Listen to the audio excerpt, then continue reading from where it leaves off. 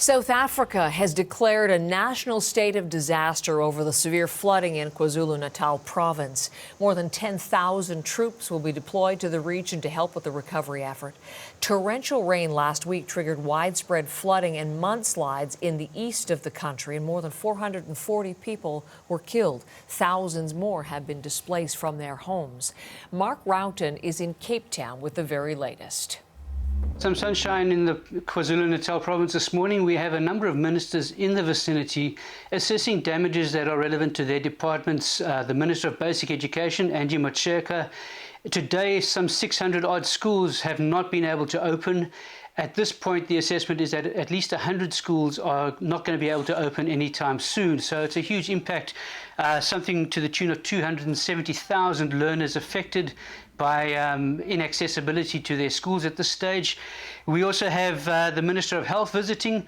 Around 66 health facilities were impacted by the floods last week. In many cases, still able to offer the most basic of needs, but obviously there's infrastructural damage there. And as you mentioned, the Defence Force now being sent in to assist. And President Cyril Ramaphosa explained on Monday evening, when he declared the national state of disaster, he explained why the Defence Force is being sent in to assist in KwaZulu-Natal. I have authorized the South African National Defence Force to bring in more personnel, water storage and purification supplies and engineering teams to assist with electricity as well as water restoration.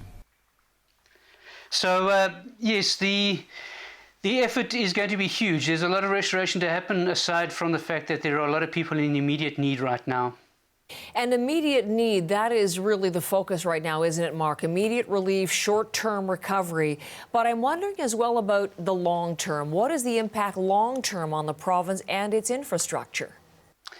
Heather, these aren't the first floods we've had in the province in recent years. And aside from the damage to homes, I mean, more than 4,000 homes totally obliterated, and the assessment is at this stage more than twice that have been damaged. But we've had damage to the largest, busiest port on the African continent, in the port of Durban. There, around 13,000 heavy vehicles normally travel through those gates every single day. Road access has been a problem, and there's obviously a huge focus on clearing those road routes. It impacts not just the province but the whole country in terms of the economy. Business is also affected, but lots of damage to roads and bridges as well. And as referenced just now, the number of schools and other government buildings that have been impacted. It's going to be a long road before there is full restoration of the damage that has been inflicted in this past week.